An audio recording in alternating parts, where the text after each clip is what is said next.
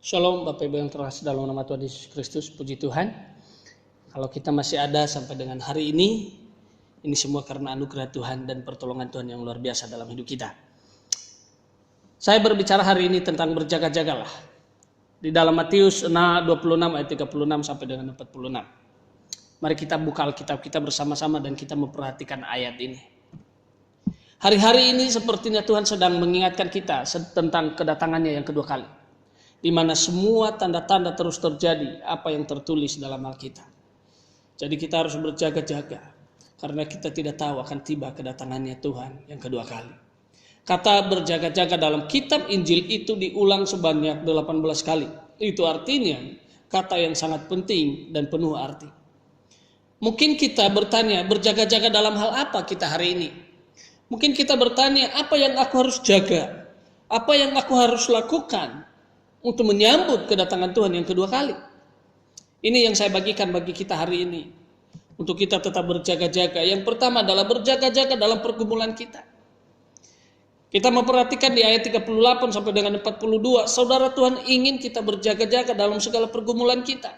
Yaitu persoalan, sakit penyakit, himpitan ekonomi, dan lain-lain sebagainya. Sama seperti Yesus saat itu ada dalam sebuah pergumulan yang secara jasmani ia ingin lepas dari persoalan itu. Sampai ia berkata seperti mau mati rasanya.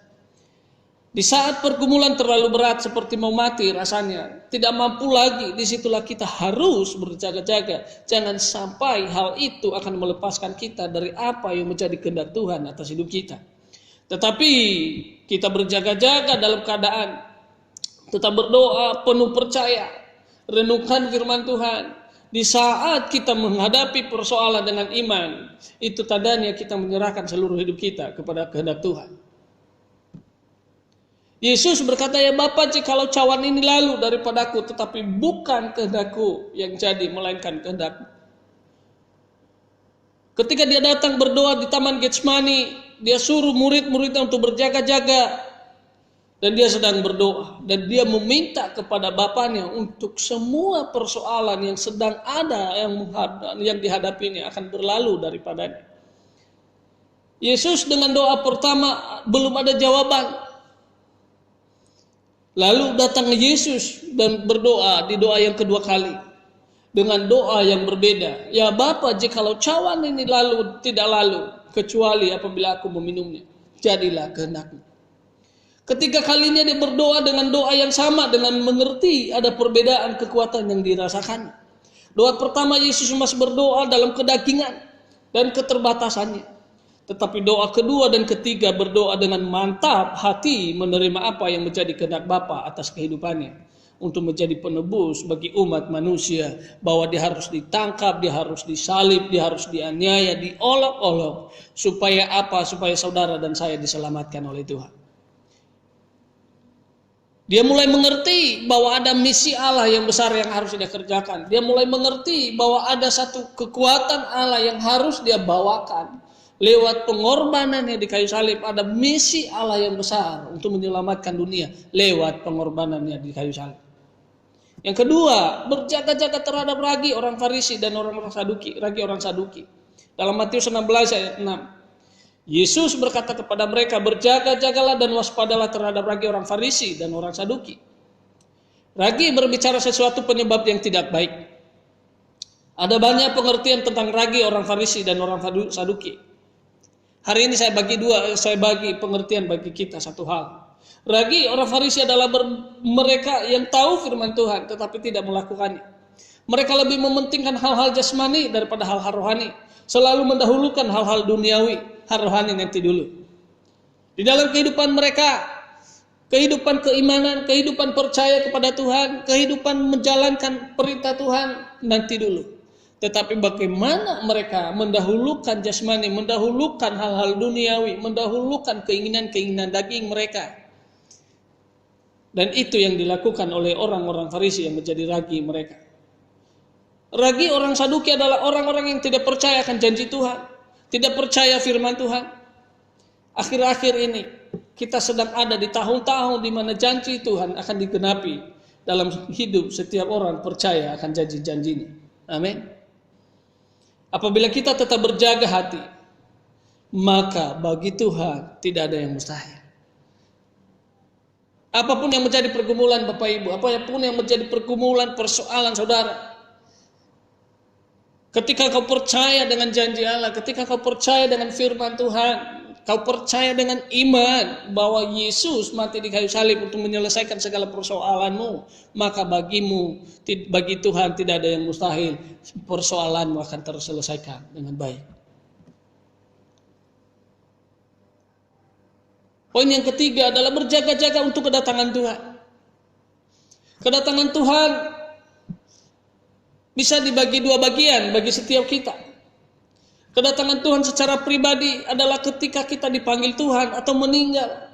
Kita tidak tahu apakah sebentar atau besok ataupun setahun lagi ataupun seminggu lagi. Tetapi yang Tuhan tahu hanyalah bagaimana hidup kita.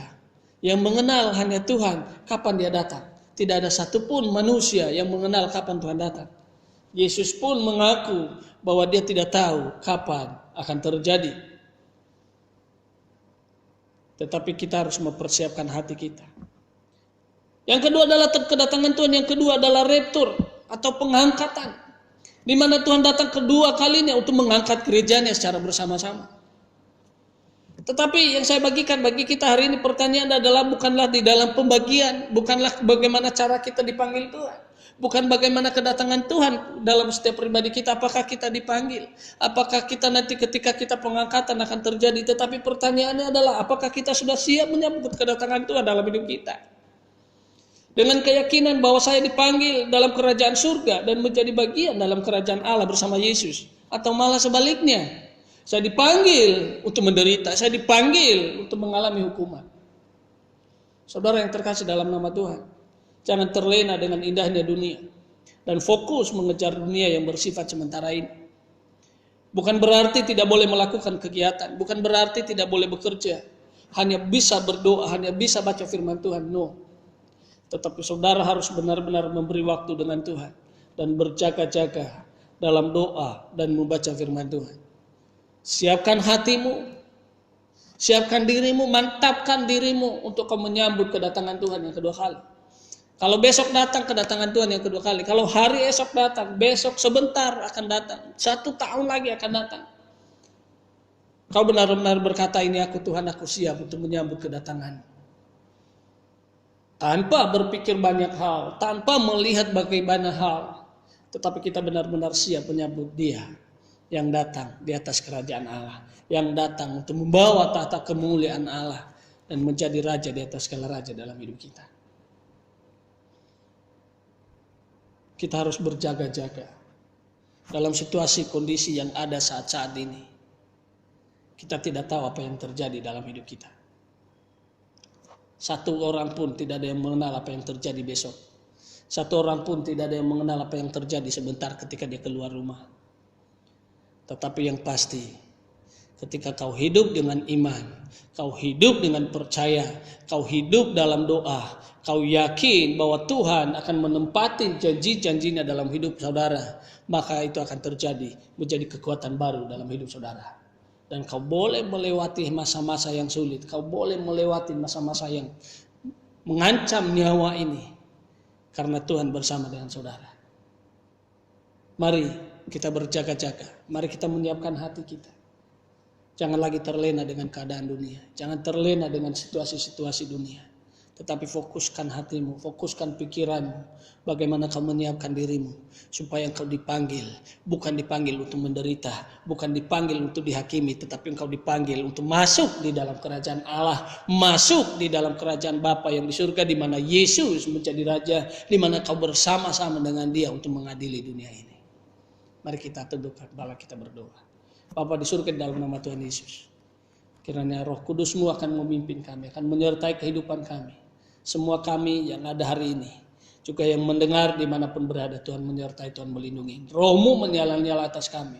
Dan biarlah hati kami tetap terjaga untuk kami menyambut kedatangan-Mu ya Bapa. Biarlah kerajaan-Mu datanglah, kehendak-Mu jadilah dalam setiap kehidupan kami. Nama-Mu dimuliakan, nama-Mu akan ditinggikan. Di dalam nama Yesus Kristus kami berdoa dan bersyukur. Haleluya. Amin.